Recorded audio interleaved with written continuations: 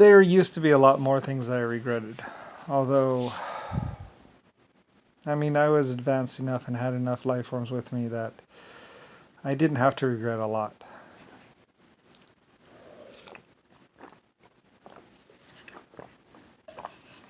Anyway, but I don't know. I mean, there's always war, there's always death.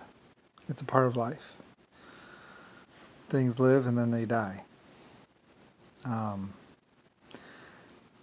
like I say, even though I'm probably 100 trillion or more years old, I live and I will die. Finally ending in Brian. I don't know. I don't think I'm going to go on past this point. Although, I would have thought that a lot sooner before when I was being nuked or something else. But I actually had a lot of regrets. But I don't know. I mean, it worked out. So, although it wasn't easy. But, I say Rodney's an idiot. He was a young, naive, stupid idiot. Rick Bush was too, realistically. I mean, they had no idea. How could we be the only sentient life forms in space? Anyway, though, one thing though, like I said a long time ago, is that I would, as Brian, I would always forget until someone gave me something like methamphetamine. Like I said, psychological stuff usually is messed up by drugs.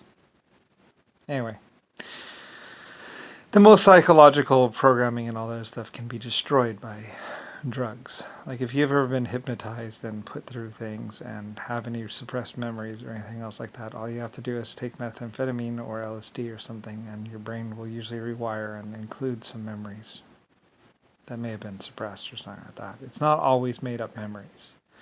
The memory usually has a base or something, some reason for it. And sometimes it's just a movie you saw. Anyway, though.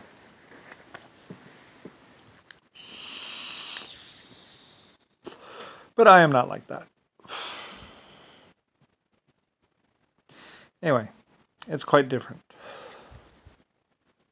And I was very upset that I never got to see my Titanic or got to go on it. I love that ship. I love the Leviathan though too. I mean, I loved all my inventions. I loved all my ships. I loved all my crews. And I was upset every single time I lost a crew. You know, it's never a good day to lose your crew of any of your seagoing ships or spaceships. Anyway, though, young children, like I say, you cannot possibly understand the universe by the time you're 30 or 40 or even 80. It's much, much more vast and much, much more complicated.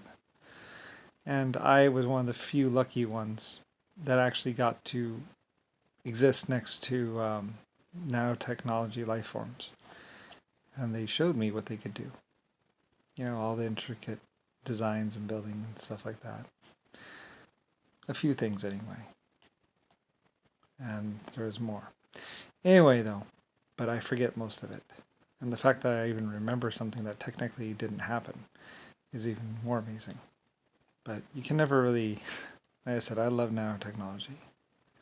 They really are wonderful, wonderful life forms. And very special in their own way. So, much like computers, only more advanced. So, anyway, it gets all complicated and stuff like that. And can be very scary. Also make you question your reality. At some point in my existence, I very much was a nanotechnology life form as well. But, oh well. Anyway, I don't know. I just wanted to be a human. And all my life, in all my existence, I had never actually been human. So, anyway, I had never actually lived as a child. I was born into responsibility. And basically an inventor. So, anyway, I don't know. I got to play as basically just a sentient computer. So, anyway, I don't know. I mean, my existence in many people's eyes was a wonderful and great and amazing existence. And very special and unique. I don't think anyone would have had an experience or existence like mine. Nor as horrible either. Anyway, though, but I don't know. I don't care anymore. Like I say, it's been 190 trillion years. I waged all those battles and did everything for the hive and everything else like that, and I'm just tired. I just wanted to take a vacation and just live a semi-normal life. Rodney wanted me to live an absolutely normal life. And not even that much of one. So, anyway. Where basically I'm poor even though I'm Lucifer Star. I just changed my name. Actually, I didn't even change my name. I just made myself a U.S. citizen as Brian Briley. Or Brian. Anyway, everything else was them. But like I said, when you're small, you're vulnerable, so. Anyway, though. If it wasn't for the fact that I had created all my other life forms first, before I got to humankind and endoskeleton life forms, I probably would have been dead.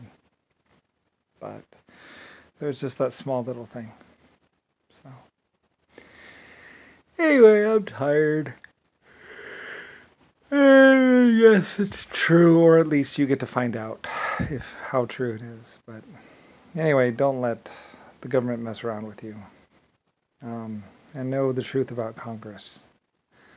They're just to Congress means to go through or go into someone, as in to have sex with them, much like fornicate. The word Congress is much like the word fornicate. Basically the same thing. Anyway, and it has nothing to do with government or anything else. Anyway, so.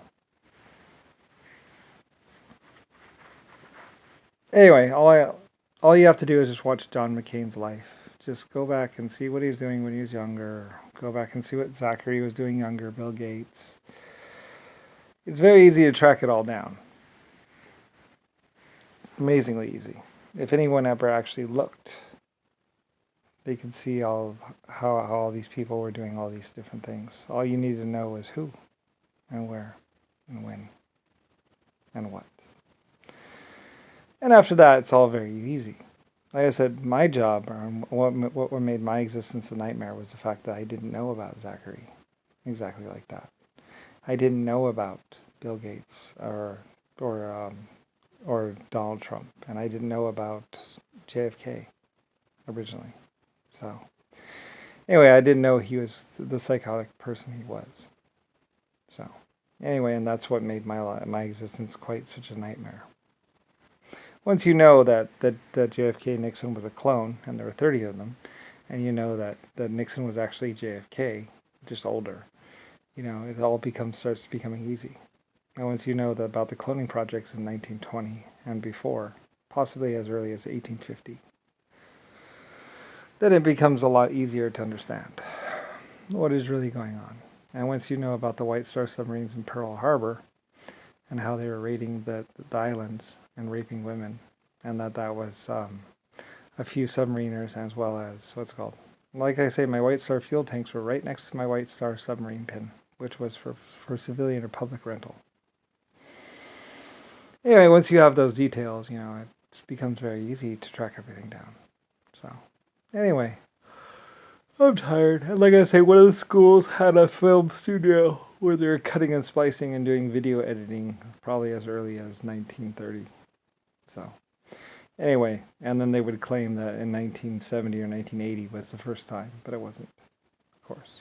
So, anyway, I don't know, and I don't really care about all the little details. I just know it ruined my existence, basically, and my vacation. But anyway, oh well. The nukes weren't launched. Well, actually, I think they were launched in year 2000, and then somehow they were stopped from being launched. So, anyway, but probably in one existence or in life and space, they did launch at one point in time. Because that's what the Y2K bug was.